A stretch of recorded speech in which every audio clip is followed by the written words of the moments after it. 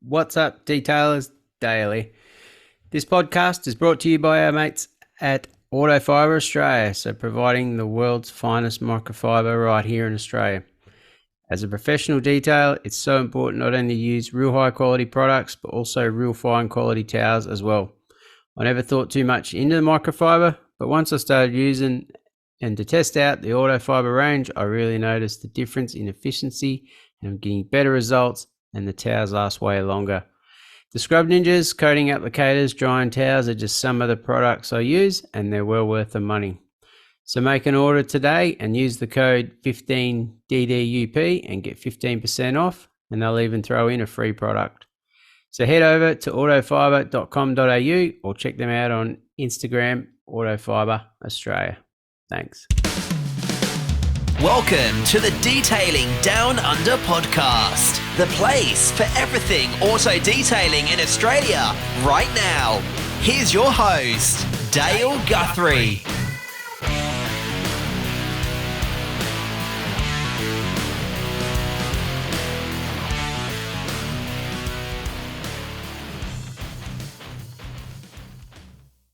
G'day and welcome to the Detailing Down Under podcast. I'm your host, Dale Guthrie. We're back into it. Going pretty good lately, so hope everyone's enjoying the episodes of late, and we're putting out some good ones. So yeah, and hope everyone's keeping busy as well. So that's the way to be in this game. Speaking of quality, I got a ripper one today. We've been chatting for a while, and we've finally aligned some times. He's all the way from Perth in WA. So, yeah, without talking anymore, I'll introduce Johnny from Benzenes Detailing from Perth. How you going, mate? Yeah, good, mate. Thanks for having me on. No, it's awesome. It's we finally aligned, and I know you're a busy man as well, and what you do, and yeah, it's been good. Good to get you on. Yeah. Been looking forward to it. Been liking what I've been listening to anyway. So it's always good to have a chat about about what we love to do. So yeah, happy to be here. You're pretty well known over in WA, from what I've heard of from a few people. You're very well known in what you do.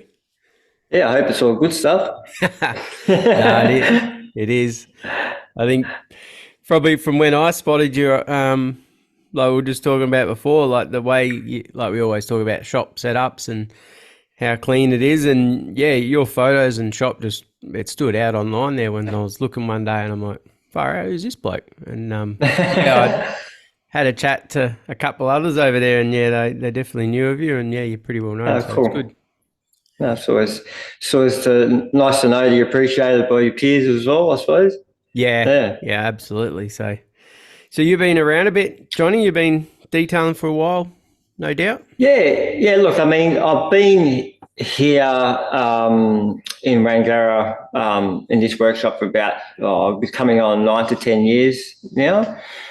But if you want to go back about from where we started, it all obviously started like as a kid. You know what I mean? So cleaning the parents' cars and trying to keep them looking good. And we've always had. You can't see it obviously on the podcast, but I've got my dad's car behind me. This is like, so I was probably 10 when, so we've always had like a muscle car or a street machine in the family. So it's always been, obviously as a kid, you can't sort of work on them too much, so cleaning them and detailing them is the only thing I could do. So I was always into doing that and obviously then you get your license and you're stuffing around with your own cars and detailing them. And I was always like, apprentice wages, you don't get much money, so you can't spend too much money on the cars, but you can always afford some detailing stuff. So, it's all stemmed from my childhood, I suppose, to now, What did you say you were an apprentice? Were you? Have you done an apprenticeship? Yeah, so going back, I was when I left school, I started an apprentice as a mechanic because I was always obviously mechanically minded. I was supposed to go to TAFE and do a diploma of building, but I couldn't sit in a classroom for another 4 or 5 years. So Dad said, you got to go get a job. So I did that. But just circumstances, my employer wasn't very, very nice, and I sort of just at that age where I was still a bit raw, I didn't, take to it too well. So a couple of mates were plasterers, so I went and joined them and did some plastering or texture coating, and then I ended up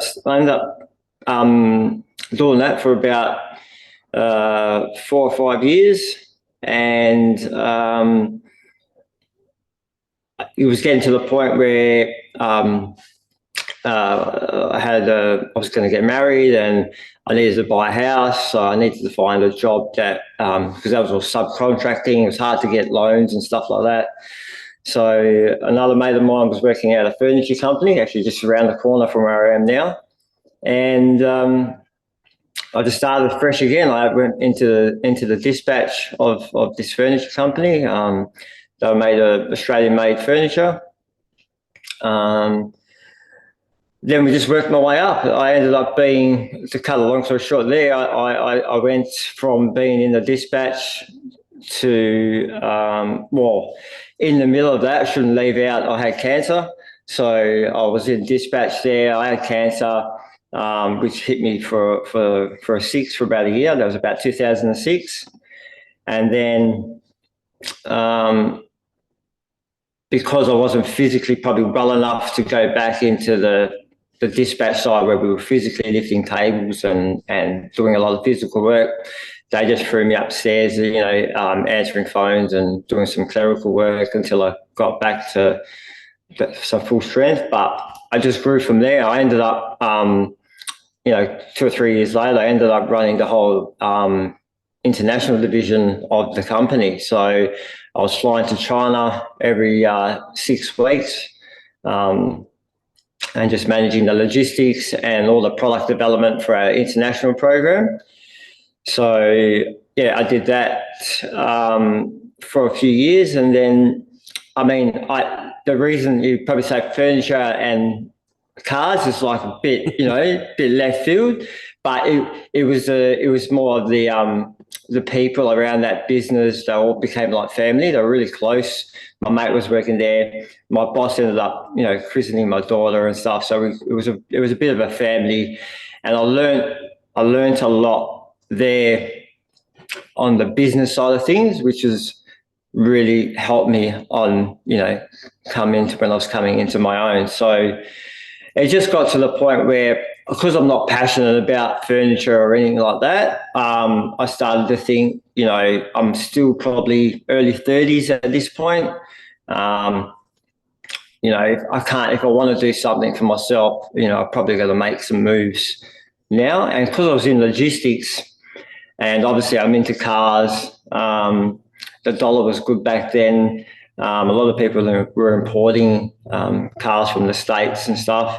I thought I could use my skills as, in the logistics side of things to maybe just bring some cars in and see if I can flip them and see what I can do from there. So, I sort of rolled the dice, took a massive gamble, and I said to my boss at the time, I said, look, this is what I want to do.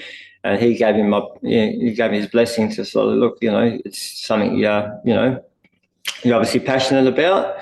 So, but I needed more funds. So even though I was working there and I sort of had a steady wage in that, I really needed something where I could be flexible with work, but still make some good money and try and do these things. So I actually went back to plastering.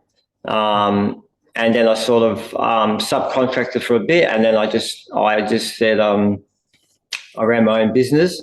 So I just worked for myself. So I just had myself to worry about. Then I knew I could say work 3 or 4 days a week doing that, earn some money, work on these cars and see what I can do. So in that sort of time frame where I went back to plastering, I bought the shop. My cousin's a financial advisor, so gave me a few tips and tricks how I could sort of do it sooner rather than later, which was really helpful. I probably couldn't have done it if I didn't know those sort of things. And so the idea was I started a business called Elite Muscle Cars. So the idea was to buy cars, parts from the States, and then obviously, sell them on here. So I think the first one I did a couple of Camaros, I did a couple of C10s, and then we were doing a lot of stuff in billet specialties at the time. But this is where the detailing side comes in, because I've always been that detailing orientated.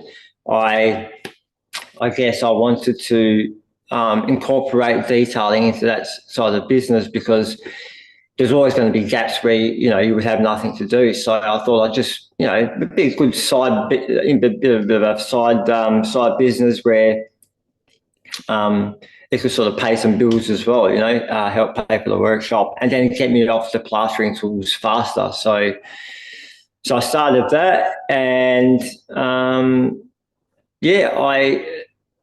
I at the same time, I don't know how I came about it, but my wife had a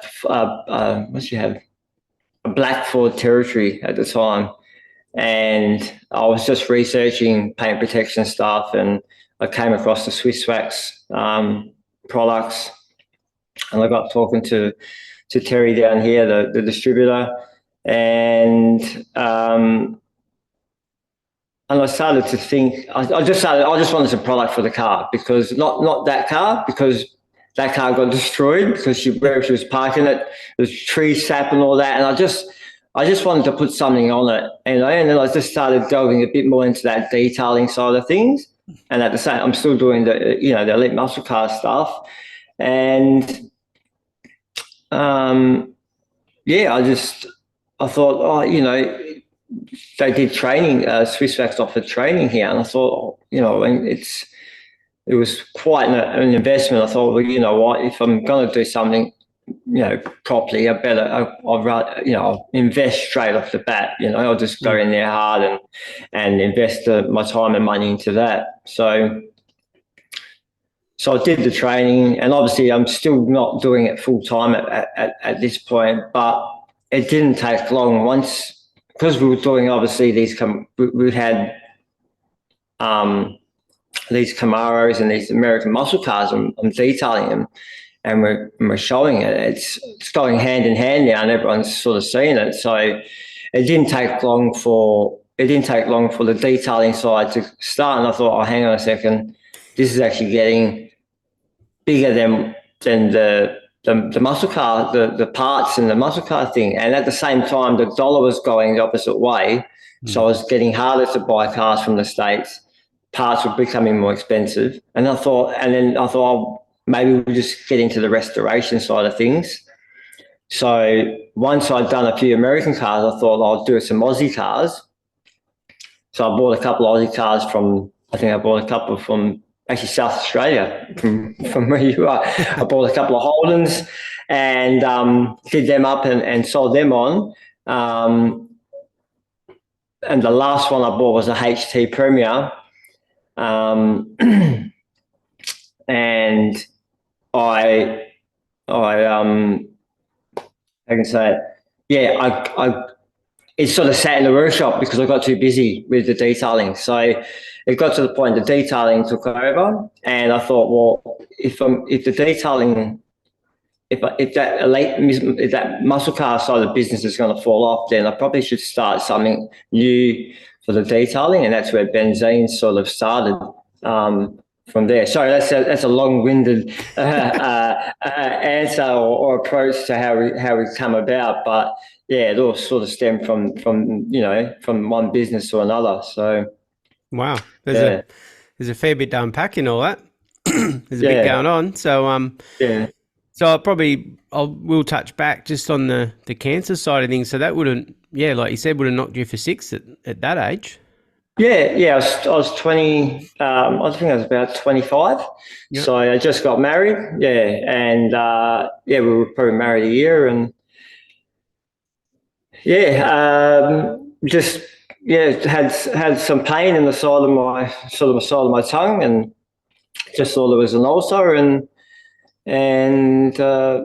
without going too much detail, we were chasing it up for a couple of weeks and had some tests done and saw some specialists, and then we finally had a biopsy, and a week later he said, yeah, it's cancer. So I had to have a third of the right side, a third of the right side of the tongue removed. But to do that, they had to, not to get into too much detail, but they pretty much had to split the jaw open my face up, cut it out, and then they had to actually fabricate it using the tissues and that from my forearm and the skin from my forearm, and then had another graft from my leg to replace the forearm. But radiotherapy, all that sort of stuff. So so my speech, why the speech isn't as good as it should be, but it's I'm still lucky that I can speak at all. So it's good. Yeah, absolutely. No, I wanted to touch on it because then from copping that and then bouncing back to do what you did, and then with the import and then the detailing. Like, it was probably I wouldn't say it's a good thing, but it was probably the thing that said, okay, well, you don't know what's around the corner. Do you just sit and be happy at a desk job for the rest of your life, or do you go and chase something that you're really passionate about? And I'm passionate about cars. You know what I mean? It's been in my blood since I was a kid. And that's where the name comes from. My mates actually gave me the name because we're obviously of Italian descent, and because I'm just so passionate into cars, and I'm always, one of my mates' dad goes, like, he's got fuel in his veins, like he's just, and benzina in Italian is like benzene, fuel is benzina, you know what I mean? So they used to call my mates from then on, they used to call me Benzene. That was just a nickname given to me. And when I was doing the muscle car things, I thought, I just need something, because I didn't think it was going to take off. I just thought, I'm just going to set this up separately, so if the other side fails, I can just, it doesn't fail that name too. So I thought, I'll just throw a name to it. I'll throw a logo. I bought like a logo for like $50 or something. It was back then, just so I could have something attached to it, And then lo and behold, it's blown up, it blew up from there. So that's how the actual name and the business was born. It was just through that. Yeah, I was going to touch back on that, where the name come from, but that makes sense. So, what sort of, like, you talk Camaros and stuff, what sort of year and that they were the sort of ones you were importing back then? Yeah, so the first one I wish I could have kept it. It was actually a Mecum car. So it was actually mate, if you know me, you've probably seen already that I go straight to the top. Like I've got to have, like, not that I have to have the best, but I've got to, if you're going to make an impact, or if you're going to do something, you got to. I do it big, and I just go hard straight off. So we bought this car. It was actually it was a '69 RS SS. So it's orange, Hugger orange with a white houndstooth. It was like the best combo you could find. And I'm talking, this thing was like fully restored, like it was back in 1969. Big block, had a 396 big block in it, and it was just immaculate. So the things, if you invest in something good, that you will sell, it will sell. Because if you've got to do something that's sort of a bit rough and that, then you're not going to get, it's a harder market. So I wanted to make an impact for that business as well. That, so we're doing this. This is the sort of stuff. This is the sort of cars we want to be doing. Nothing too much lower than that. So And that one went pretty quick.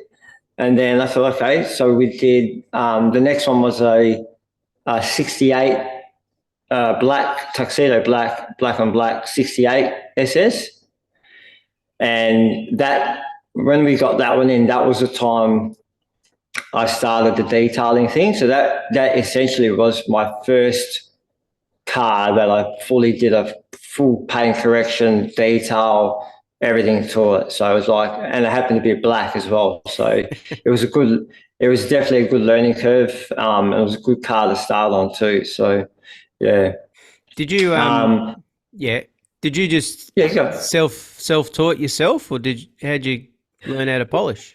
Yeah, look, like I said, I did the training, but training only takes you so far. You know what I mean? So everything else is experience. You know, so just, and I'm fortunate enough that I've had those cars to have a play on, but I've also got my own XW Fairmont that I've had since I had my license. So that's been, and I've been, family cars as well. So I've always had some sort of car that I can test a product, test a procedure or something on. So I've always pushed my cars to the limit. So I don't have to, so I don't damage other people. So I've just had that luxury, which some people don't have. But yeah, I've been just fortunate enough to have that at my disposal, I suppose.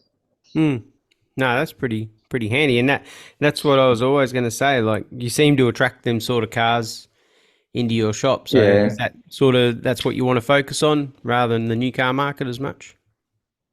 Yeah, it's not something that I planned. It's just something that happened. So when we started getting the wheels turning for the business, we were still doing a little bit of parts because we thought the parts could still complement the detailing side, like billet, wheels, steering wheels, columns, accessories, or accessories and detailing go hand in hand. So I kept that side. So, oh geez, I can't remember what year it was now, but it would have been about 2 or 3 years after I'd started the business. I decided the XW, what had happened was a fluoro had dropped from the garage at my old house and landed on the bonnet, just the actual cover, and it put the smallest ding in the bonnet. So anyone else would just probably fix the bonnet, but I just went for a whole new rebuild. So I thought, so I had that. So, and then what was happening, because I was doing all these cars, I was going to car shows and I was getting invested in them, and I was, you just want to be a part of that. So I thought, you know what, with the business is running, we're sort of doing okay. Let's try to go to that next level. So the XW just got a whole new refresh, and we thought that would be a good way to say, look, this is Benzenes Detailing now. This is what we do in regards to detailing, and then this is what we do in regards to accessories as well. So we debuted it again at the Hot Rod Show. We had some big billet, beadlock wheels on it from Billet Specialties. We had all billet accessories throughout the car, or billet specialties, rocker covers, air cleaner. I had all the engine base moved. We resprayed pretty much probably half the car again, redid half the interior, and we just built a whole new drive line at the same time. So, and then when we debuted, we run top street machine sedan, and we run it 2 years in a row. So we took it back the year after, just to go on one of the magazine stands, and we run it again. So it was just, yeah. So that's, and then obviously from there, you start talking to, people see what you do, and you get, and like I said, I'm passionate about it. So I think people could see that I have that, passion for those sort of cars, and for, for what I do. So, and then, you start speaking to people like, I don't know if you know Chris Bitmead and the ex-boss Falcon that went to America to compete for the Riddler Award. No. You start helping guys like that. It's you start going into that sort of crowd, and then obviously some of that's some of that's grand champion. Yep. So we've done Happy's. We did Happy's Ute the same year, I think, the one that won grand champion. So you start doing some award-winning cars, and it's just it snowballs from there. Yeah, no, that's Yeah. pretty impressive. So the import business, so that sort of then died off a little bit. Obviously, with the dollar going up, it make sense. Yeah, it's sort of just fizzled out. Like definitely the import side went pretty much as soon as that dollar started to change, and a lot of people jumped on board as well. So, and you need for that to work, you need to be doing it sort of consistently as well. And because I decided to try and do some Australian made stuff and restoration stuff. When I did the HT Premier, I did like a sort of half a resto on it. We did an engine swap, but it just dragged on. It was in the workshop for too long, and it's just like I can't, it's not profitable just to have them sit around and take up space like that. So when the detailing side took over, it was just a no-brainer just to let that go. Probably another one you're spewing you sold now. The price of them at the moment. No, they've all skyrocketed. Yeah, I probably could have got twice as much for all those cars now. So yeah. No, that's crazy. So, when did you with the? I'll probably touch on a little bit on your services. So, what were your main services back when you first started out? Obviously, paint correction was a big one. Yeah. I was probably kind of a bit silly to not just focus on that. Because I was trying to, I guess, build it up and I don't know how you say it, but I was out doing mobile detailing. Like I had the workshop, but I was going out and doing just basic details at the time, and I look back at it now and thought, "What, you're an idiot! Like, what were you doing?" But I learned a lot. It taught me a lot. Like the first couple of years, I really taught myself. I call it my apprenticeship. Like I gave myself an apprenticeship. I just did I did that stuff, and I'm probably better for it now. But yeah, I was just doing the basic stuff until all this sort of. All these muscle cars and street machines started coming through, and it became apparent that that's where I'm at. That's where my clients are, and I love doing that. It was more, and then I started to say, look, I started not doing the mobile stuff anymore, and I said to people, even to this day, I do a couple of just basic stuff, but you got to bring them in. So yeah. Yeah, right. So, but we still do that. Like in saying that, it's still. I wouldn't say that's 100% of the business. We're still doing the obviously the ceramic coatings as well. So,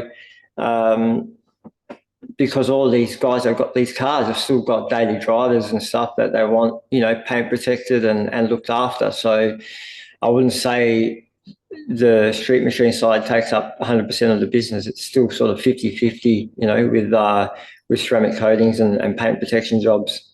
Yep. There's such a big market over there too with street machine in WA, though. I know from living there years ago, the street machine scene's pretty huge. Yeah, it's good here. It's always been pretty, and now that we've got C4C, so I don't know, you've got probably something similar in South Australia where you got cheaper rego. Yes, like for the older cars. Yep. Yeah, the Club Rego. So we've got that now. That came in, and that's probably just spiked it all up because all these cars are coming out now. People can afford to license them and take them out because the registration is a lot cheaper. So it's generated a lot of business for the locals here.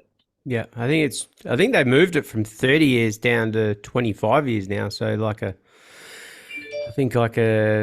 I think nearly a VT Commodore can nearly get Yeah, reg. we're So working on that. Yeah, we're working on that here. We're at 1989 now, so we're trying to get it as a window. But yeah, they're not budging at the moment because we've only just got it, so they're saying don't push your luck. So, uh, but yeah, we are working on that sliding window, so we can start getting some of those early 90s Falcons and Commodores or whatever, even Mercs on yeah, that club rego. So yeah, it'll be good. Once we do that, it will help as well. yeah. No, it's definitely beneficial. Like, I think it's $90 for 90 days or something. Like, it's crazy. So it's Yeah. Ours is a 75% discount. yeah, So, and you get 60, I think 60 club and 30 private days. Yeah. yeah, yeah. So. You talked about Swiss Fax, and what other coatings brands do you use? Any other coatings? Yeah, so I'm IGL master applicator as well. Yeah, So I've tried a couple of different coatings. I've been privy to used a couple of since IGL, but I find IGL just fits my business and me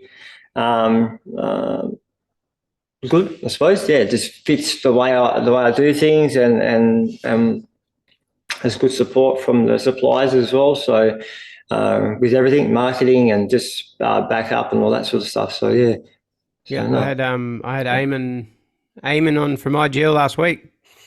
Oh, nice. Yeah, So cool. yeah, no, he was a good bloke to talk to. So quite Yeah, no, it's good. interesting sort of coding lineup they have with what they do commercially, and Yeah. It's not just for your vehicles. I've got a lot of stuff that you can use at home as well. So it's pretty good. So, mm, and Eamon's good. He's very contactable as well. So he's always there if you need anything. And the same as Terry from Swissfax as well. Just a phone call or a message away. So they're pretty good. what do you find these days? Do you see still throw the because we were talking with Dan from Detail Central about wax, like Swiss Fax are into their wax a fair bit. So do they you Yeah. still apply a lot of that to these cars that you do?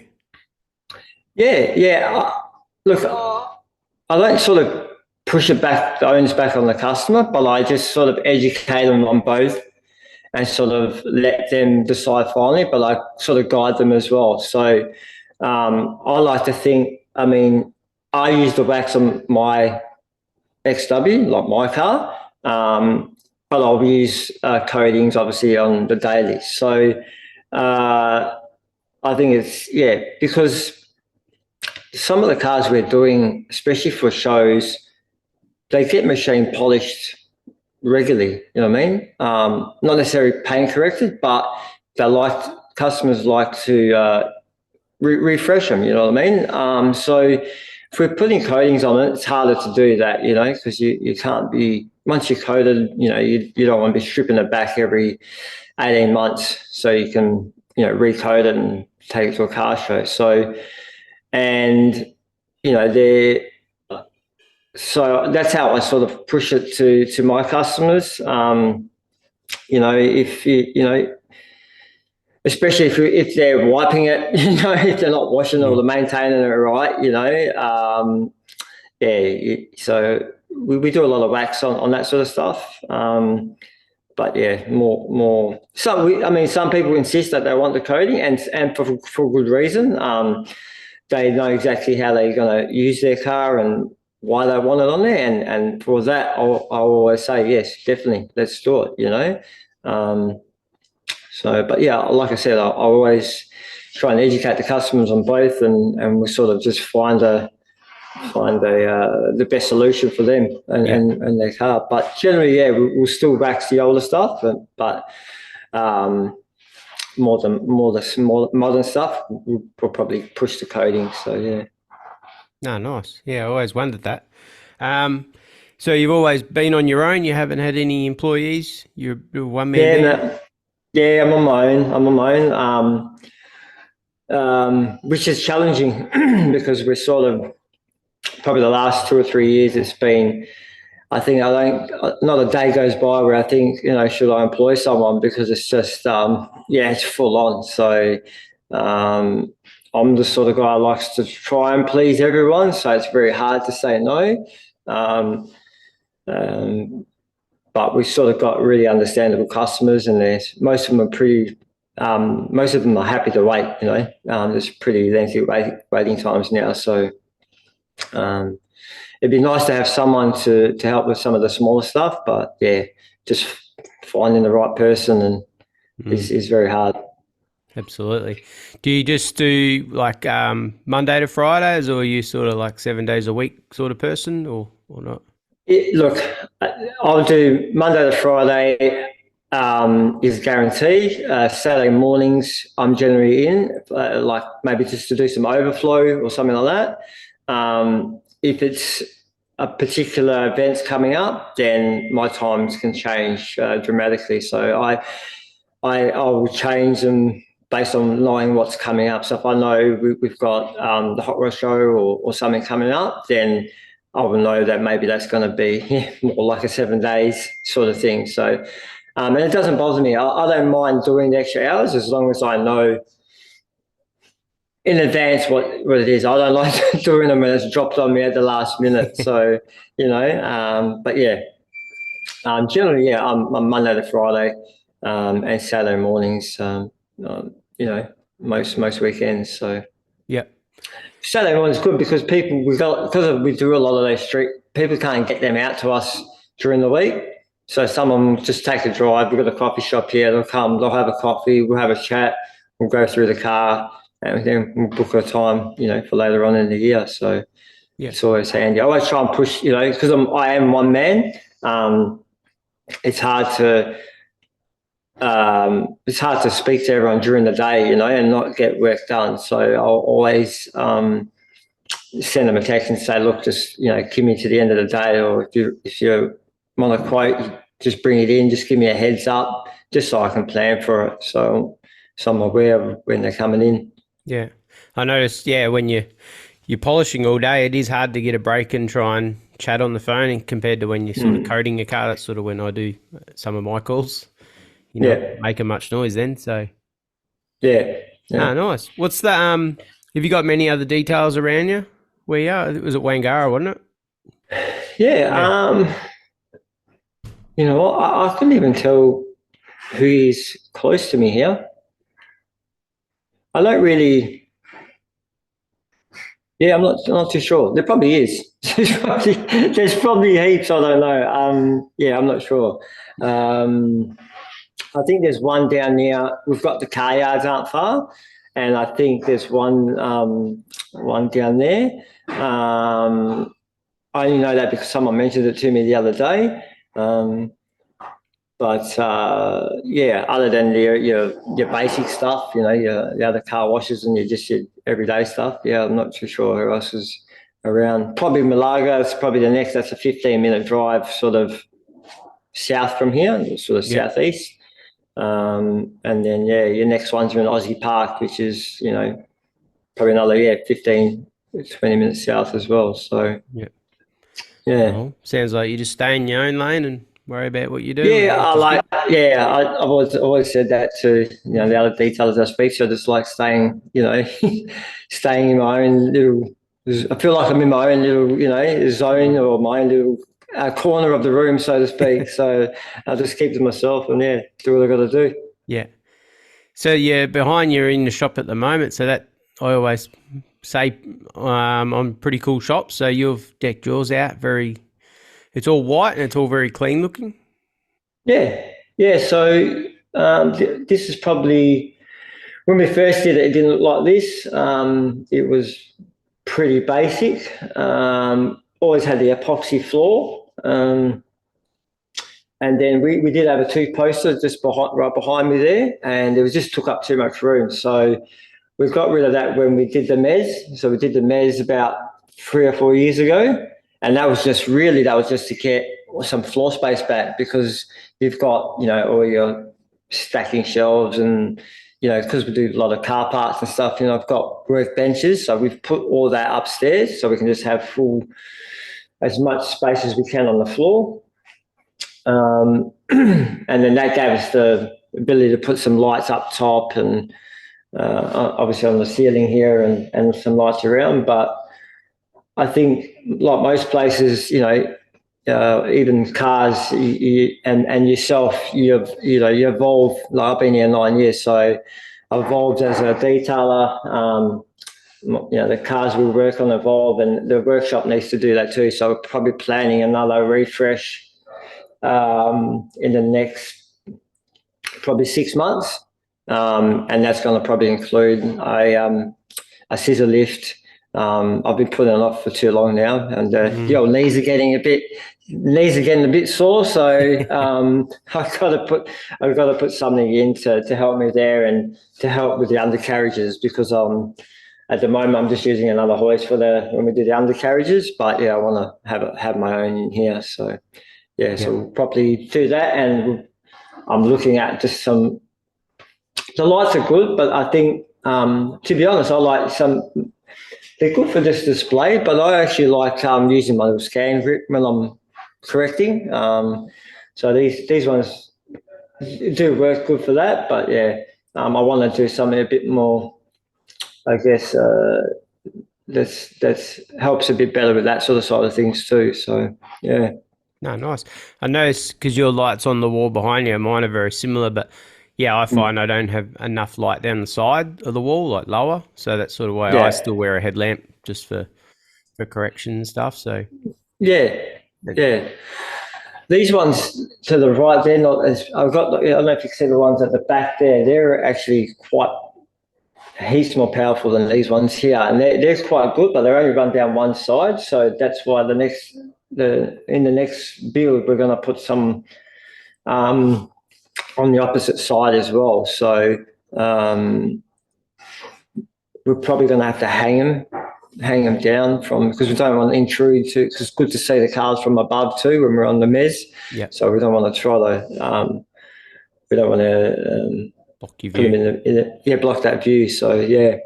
But even these ones here were good, the fluoros, but I think the wider panels might work a bit better.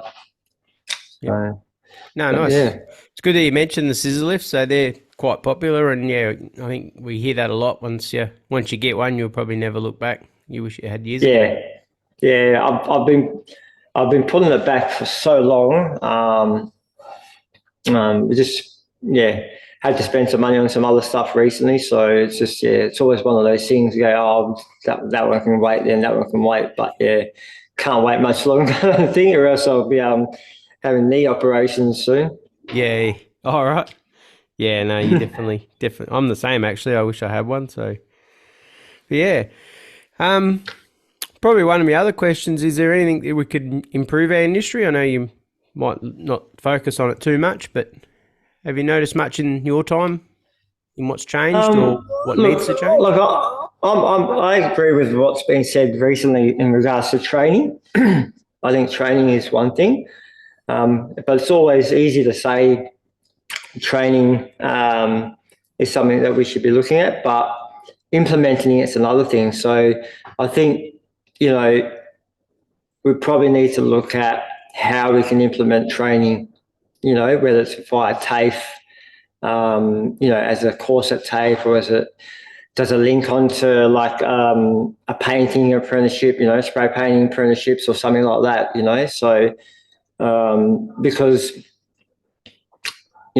there's all these other private training sessions and all those sort of things, which are good, and don't get me wrong, they're all good. But if you want something that's going to be sort of accredited, I suppose, we sort of need to go down a more official, path, I think. So trying to implement that is, that's probably the most challenging bit, and probably what needs to be looked at.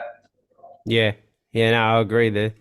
It's sort of lacking, and even when I started, I only learnt from a spray painter as well. So that's sort of part of a spray painting. I think you do a bit of wet sanding and finishing off with a polisher, but that's very basic in that field. So I can't see why it can't be more like, they can't that side of things. One, expand on that at TAFE as an apprenticeship, or have it as a standalone, course or something, so it can be all above board and, yeah.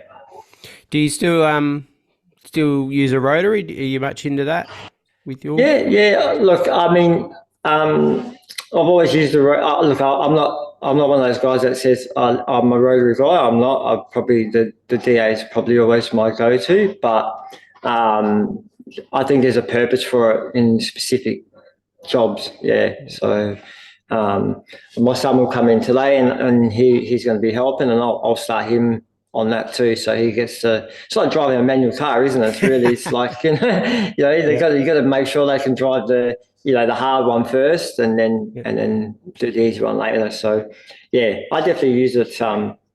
Probably use the small one, the Roops, the Nano. I'll use that on rotary quite a bit for tight spots. And then I'll always use the for specific jobs I'll use it. But sometimes I'll just test myself and think I'll see if I can cut this with the DA as fast or as efficient, and most of the times I can. So I'll just jump back onto the DA. Yeah. Are you into more wool or microfiber, or are you still in the I fibre? like no microfiber. I like the Swiss, not the Roops pads, the Roops microfiber. The blend ones, the wool. Yep. They're which ones are they? The wool. They're sort of a blend, aren't they? The blend of Yeah. I think different Yeah, sorts it's of not wool. the white sort of white and blue ones. So yeah. Yep. Oh, which ones they are?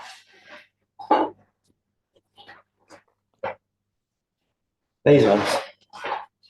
Yeah, I got Yeah. them. Yep. I always get confused. Yeah, wool, it says wool polishing pad, but yeah. Yeah. I think there's different Sometimes sorts when of you wool. think, yeah, that's right. So when you think of wool, you think the big fluffy wool, but yeah, no. I find those ones there are quite good and finish down well. So yeah, I like those ones No, for nice. cutting. Yeah. All right. Well, I might get into our 6-stage questions. So I managed to send them to you, which was good. Yeah. Your first ever detailing job? Yeah, I have to say that's probably that 68 Camaro I did, even though it's sort of my car, it was probably my first, full on job, to do and sort of, present, I suppose, as part of the business. So yeah. What better way to start than on the 69? Yeah, black 68. Yeah, yeah, 68. crazy. Is that car still around, you reckon? It should be where you are, mate. I think I sold it to a local, and he sold it to someone in South Australia. Huh. So, yeah. I got a red one from over there, but it's not black. No. So, yeah. Oh, nice. Your favourite polisher? Probably talked about. I'm probably. I know this probably sounds a repetition, but the PXE80, the little flex. Yep. It's just you just find it in your hand more often than not. That's for sure. Yep. Yeah. I've got that penciled for next financial year apparently. So yeah, that's good. It's I've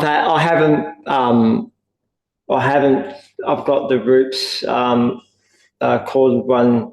I don't think I've taken it out of the cupboard since I bought it. So wow. That's good machine. Very handy apparently. So yeah. Your dream car.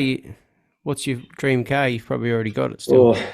Yeah, like obviously I'm happy with the cars that I've got. I've got obviously an XY, an XW, and I'm building a 34 hot rod too at the moment. So, but I think if I had to have a choice, I'd love to have an original one. Like I've got mine modified, so I'd love to have like an original XW, XY, HO. Or I'm a bit of a Ferrari fan, so like maybe the 355. I still like the old stuff better than the new stuff. So yeah, like a nice 355 Ferrari is probably I'd love to have one of those in the shed one day. Yeah. So you're being a Ford guy, is that from your dad, is it? Or yourself? Yeah. Nah, yeah, from my dad. Yeah, he's always been he's been forward and has been drummed into me from a from a young age. So it's always forward. A lot of people, a lot of my mates give me crap when because I've bought a couple of Holdens over the last 3 or 4 years because I think the older you get, the more you appreciate everything else. You know, I mean, I've always appreciated them, but yeah, it's always those anything old or that sort of era, 70s is a cool classic, and I love them. Yeah. So yeah, That's but it. it's definitely always forward. Yeah. No, nice. Your favorite detailing tool or product? I'll probably have to say my light, my little scan grip. I like, just find always using that. It's always handy, and no matter what, you, you can't fix what you can't see. So I like it. Yeah, it's I can always get down and put it in an area where other lights can't reach. So yeah, it's probably one of my favourite ones. You can never have enough light. That's for No. sure. So, and the biggest tip for a detailer starting out? Oh, I didn't think I wrote any of that. I think you need to sort of see past your first year or 2 or 3 years. Like you need to sort of think how long you want to be doing it, and see what what your end goal wants to look like. And you need to start planning for that at the beginning. You know what I mean? I sort of winged it. I probably did it the most stupidest way. Like I just sort of just went about it, and I thought I'd find my way, and I did, but it took a while. You know what I mean? And I probably made a lot of stupid mistakes in those first 2 or 3 years. It's probably a bit, like I said before, it's made me probably better for it. But I think you can cut them out. You don't need to do that. Like if you know sort of where you want to be, what you want to be doing from the start, you really need to, focus on that from the start. Make a plan. Speak to accountants or financial advisors and other detailers, and just make a real good plan of attack, I think, before you start quitting your job or going deep into it. So yeah, just it's always good to have some sort of target there. Yep. Good business plan or set some goals. Yep. Yeah. No, nice. And also your interests outside of detailing. Well, obviously, yeah, motorsports. I'm a massive motorsport fan. All motorsports, MotoGP, Formula One, supercars. I watch most of it, all of it, even some GT racing. Obviously, a bit of an AFL fan as well. I'm a Collingwood supporter. I know I'm in Perth, but I'm a Magpies fan, so don't hold that against me. Going to the car events with customers and stuff like that. It's always good to go there and experience the shows and cars with them as well. So anything that's sort of automotive related, I'm sort of always around that too. So yeah, and just started this YouTube channel as well. So that's my next pet project, I suppose, and my next I don't know. Next thing that's going to take up most of my time, I think. I was going to get to that. So, yeah, that and your podcast, you're also on that one with Motorsport related. Yeah, so Talk and Power is a podcast that a mate Nick started many, many years ago. And we've always been friends. And because obviously we're both motorsport fans, we've always sort of helped each other out in regards to, I do some charity events here as well every year for Cancer Council. So we sort of try and tie our love for our motorsport and cars into all these events as well to sort of give back to the community. So I said to him that I'd give him a hand with that this year, where we talk about all things motorsport. And then obviously the Benzenes YouTube channel's up and running now. we're probably showing another side of the business that you don't sort of see on Facebook or Instagram. It's more, we do a bit of behind the scenes stuff and a bit more in depth look at some of the cars that we get to do. Because there's a bit of work in all that YouTube stuff. Man, you should know. I mean, just doing the podcast, when you start having to buy cameras, bloody microphones, and then you got to research all this stuff. It's like starting a detailing business all over again. It's crazy. Like you don't really, you think when you start, we just do a little bit, but then you go, maybe I should just get a better camera or this, and then you just start, and then you start looking at editing and computers and.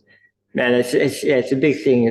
It's no like it is. It's like if you put it in like doing detailing, it's you could start off with a sponge and a bucket, but then you realise that you need a polisher, a light, this product, that product, and it snowballs, and then if you really want to do it well, you need a lot of stuff and a lot of education too. You need to educate yourself on how to shoot and how to edit. So it's another job in itself. So yeah, I get asked. Yep. No, go for it. Yeah, I get asked why I don't do this on YouTube, and for that fact alone, it's a lot of work with the camera setups, and they do it well in America, but I'm like, it's a lot of work on top of what I'm already doing, and so it's next level when you do that. So. Yeah, it is. And you don't realise until you start doing it, and then especially once you see what, like I'm just a noob in regards to editing and stuff. And then we just did one, we did a video last year for the road to Claremont, which we did behind the scenes for 2 weeks here in the shop. So I was detailing, trying to film. I had Nick from Talk & Power filming as well. And because it was so large, I gave it to another friend of ours who's done a lot of YouTube stuff, because race car, and he edited it for us. And then to see his edit compared to my edits after that, you know what I mean? You could see the difference, someone that knows what they're doing, So, it's a big job. But, I wouldn't do it if I didn't sort of enjoy it. I like a bit of a challenge, and it's something new as well, because, once you're comfortable detailing cars and stuff, then you can, that's what I've never done it sooner, because I've always wanted not to be a distraction. So I'm always want to focus on the job first, of course. And then, so now that I've sort of got my head around that, and I know that I can do the jobs, and I can work around the filming of them as well now. So, yeah. What was with the last video, what was the story behind that one? So our local show here is called the Hot Rod Street Machine Spectacular. So that's our main indoor show. And I had 3 cars debuting all at the same show, and I had all 3 of them in the shop for the 2 weeks prior. So I was working very different levels of what they needed, but we went through that all in the video. So we showed everything that sort of what they needed, how we did it. Not so much how we did it, because it was hard to show that, but we spoke to the owners as well, like get their perspective as well. And I had from Motorex, we had a car over, one of the 34 hot rods over. So we had that here too as well. So a 4th car just the day before the show. So we tried to just capture what goes on behind the scenes in the 2 weeks, here with the customers, and then at the show and their results. So put up all their awards and all that sort of stuff. So it's pretty good. It went for an hour. The whole video is an hour long. So yeah. So it's pretty. Again, when I do something, I do it big from the start. So, and that was my first time actually sitting in front of the camera and talking to myself. So, it's a bit weird when you first do it for the first time. I thought, it's still weird now when I do it, talking to yourself. But yeah, it's they say it gets easier after a few, so we'll see. Apparently, yeah. That's a lot of content to then get an hour out of. That's good. Yeah, it was a lot. It was a lot, and look, it's very raw. And I did say that from the start when we did it because I just wanted to. Again, it was the first one we did, and I just wanted to see what we could do. I thought I've got the cars, I've got the opportunity to show something. I rang Nick and said, look, this is what I want to do. I rang Brendan from Because Race Car and I said, look, you're going to have to help out with this one. And he said, yeah, cool. So it was hard because I wasn't shooting a lot. I was shooting a little bit, but Nick was coming in after work. So it's sort of choppy. It's sort of a bit all over the place, but Brendan managed to just make it all sort of tie in as well. So we probably missed some things, but it probably gives us the scope to do it later on down the track too when we do it again. So it was quite a big effort. So it came out not bad for the first one anyway. Yeah, no, it's good. I was going to say, obviously, you're planning on a few more. Is it around car based, like what you have in the shop, or is it? Yeah. So I didn't want to be entirely detailing based. But so if you jump on the channel, you'll see we've got a couple of areas. So I want to do events, so I'm going to cover our local events as well. We've already got a couple of them up there. I basically use the events as I just bought a new camera, so I thought I'm just going to go test it, my new gimbal, and just walked around and just got a feel for things. So that was good. And then I'm going to start, and this is why I started it, because I wanted something for my customers to go and see how to do stuff, because my voice is very limited at the best of times. So I want to be able to say, like, once they pick up the car, especially after coding or something, look, jump on our YouTube channel and there's a full, this is how we want you to maintain your vehicle. So we've done like a basic how to wash maintenance guide on there. So I want to do a couple of small little tutorials like that. So we've just got a couple of them up at the moment as well. And then obviously the next one was we get so many nice cars through here, like so many cool cars. And we put photos up on obviously Facebook and Instagram. But it only sort of shows like sort of one bit of it. So I want people to be able to hear them as well. A lot of people saying, oh, I wonder what that sounds like, So we'll start them up, we'll do a walk around with them, and they can get a different perspective. And then we'll throw in, overlay some of the work we've done as well. So if it's been a paint correction, we'll show the 50/50s during that. And it's better to see by video as well. We just did an EB GT a few weeks back. That literally looks like a barn find. It was in the shed for 14 years. Oh, that's right. So it's massive 50/50 on that, and you can just see a massive difference. And it's, like I said, it's just another display component for the business and just what we're about. Yeah. Bit of a form of advertisement, show them what you can actually do. And if someone's not like on the fence, like, oh, I'm not sure if to book it in, or maybe you might go with someone else, you go, well, jump over and I'll show you what we actually do. This is what the results be. 100%. Yeah, that's it. So, yeah, I've thought about them like doing some maintenance videos, like maintenance sort of how to look after your car. So I've thought of, because we do some products, sell some after, and people are like, oh, how do we use this? And you sort of have to quickly show them. You're like, I probably need to do a video and send it to them. Yeah, easier. yeah. So that's what the intention is going forward. But when you've got cool stuff coming through, it's a no-brainer to show that to everyone else as well. No, do you think I know YouTube's, I don't know, I haven't really seen it kick off too much here in Australia with detailing. I know there's a couple of guys doing it, but you think it's probably the way forward in the next few years? Well, I don't know, mate. Honestly, I couldn't tell. But the way I look at it is if it does take off, at least I've started. You know what I mean? So it's better to be. There's never a good time to start something, is there? went in it. So just have a crack, and if it works, it works. If it takes off, Yeah. It's good. If not, there's always that platform for customers to come back to and look at it, and at least for the tutorial side of things, So, that's why we sort of, there's three probably aspects to our channel, so we can cover a lot of the bases there.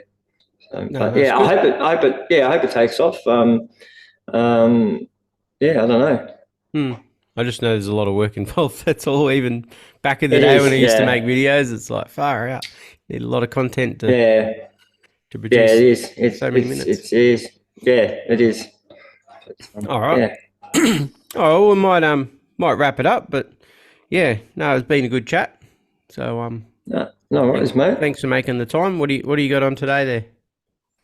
What have we got on today? So we've got that 300 series is going today, and I think I've got a little motorbike. I've got just behind the XY here.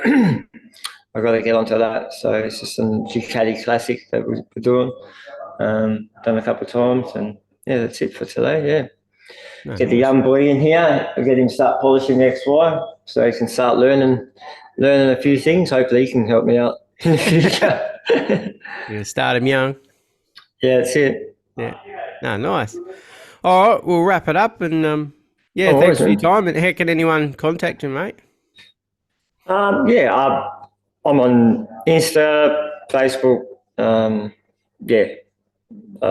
YouTube. There's more, or website www.benzenesdetailing.com.au. Everything's there, so yeah. No, nice. I'm always happy to answer any questions anyone has. Don't be shy. Yep. Yeah, no, his Insta page is very impressive. What he can do and what he brings through the door. So it's pretty cool. So, all right, well we better go and do some work, mate. No worries. Sounds All good. right. Thanks everyone for Thanks, listening, mate. and we'll chat to you soon. So, cheers, Johnny. Thanks. Cheers, mate. Bye. Ciao. That was another episode of the Detailing Down Under podcast. Subscribe now for everything auto detailing in Australia.